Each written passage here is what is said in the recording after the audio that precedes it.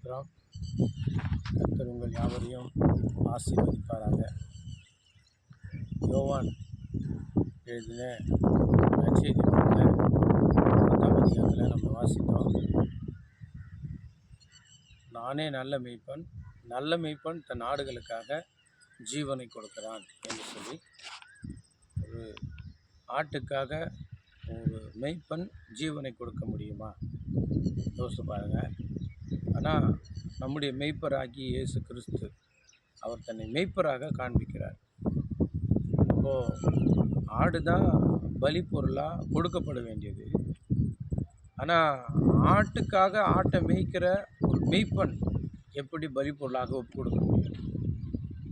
நான் இங்கே பார்க்கிற போது மனுஷனுடைய வாழ்க்கையில் இருக்கிற எல்லா பாவத்தையும் போக்குகிறதற்கு ஒரு பலி தேவை. அந்த பலி பொருளாக, அந்த பலி ஆடாக ஆண்டவராகிய இயேசு கிறிஸ்து தன்னை கொடுத்தார்.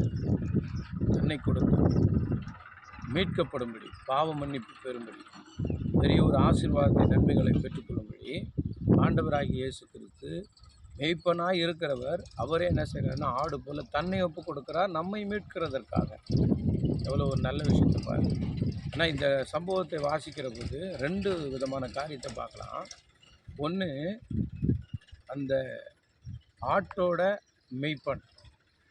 இன்னொன்று, அந்த ஆட்டை மேய்க்கிறதற்காக கூலிக்கு அமர்த்தப்பட்ட மேய்ப்பன்.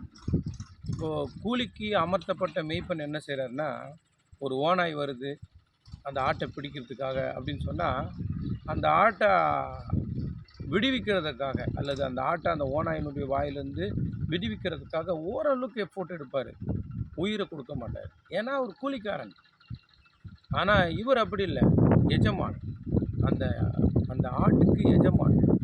அப்போ அவர் என்ன செய்கிறாருன்னா, அது தன்னுடையது, அது தன்னுடையதானதுனால அது என்ன செய்கிறாருன்னா மீட்கும்படி அந்த கரடியோட அல்லது அந்த ஓநாயோட போராடி அவர் என்ன செய்கிறாருன்னா மீட்பை உண்டாக்கி கொடுக்குறார். பாருங்கள். அப்போது நம்முடைய வாழ்க்கையில் கூட ஆண்டவர் இங்கே சொல்கிறாரு, நானே நல்ல மேய்ப்பன், நல்ல மேய்ப்பன் தன் ஆடுகளுக்காக ஜீவனை கொடுக்குறேன். தாவீது சொல்லும்போது தாவீதை பார்க்குறோம். தாவீது சொல்கிறாரு, என் ஆடுகளை ஒரு முறை ஒரு கரடி வந்து பிடித்து கொண்டுச்சு, ஒரு முறை ஒரு சிங்கம் வந்து பிடித்து கொண்டது.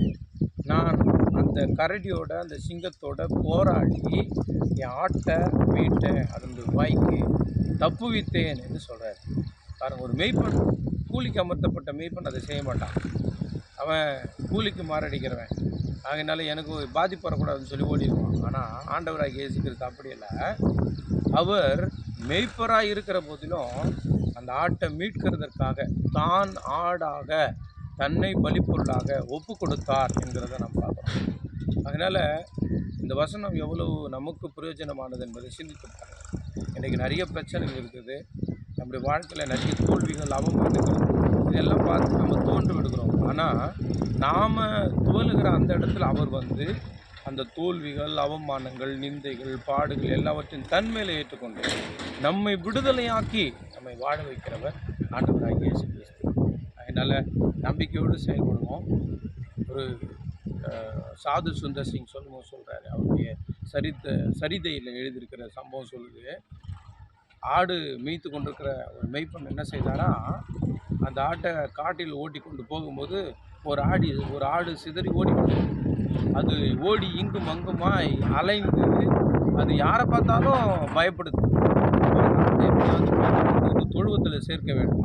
அதனால் அந்த எஜமான் என்ன செய்கிறாருன்னு சொன்னால், அந்த மேய்ப்பன் என்ன செய்கிறாருன்னு சொன்னால், ஆடு போல் அவர் என்ன பண்ணனா முழங்காலிட்டு மெதுவாக நடந்து ஆடு போல் சத்தமிட்டு கொண்டு போகும்போது, அப்போது அது பதறி போய் கஷ்டப்பட்டு கொண்டிருக்கிற, வழி தெரியாமல் இருக்கிற ஆடு என்ன நினைக்குது, நம்மளை மாதிரி ஒரு ஆடு வந்திருக்குது அப்படின்னு சொல்லி அந்த சத்தத்தை கேட்டு கிட்டே வருகிறது.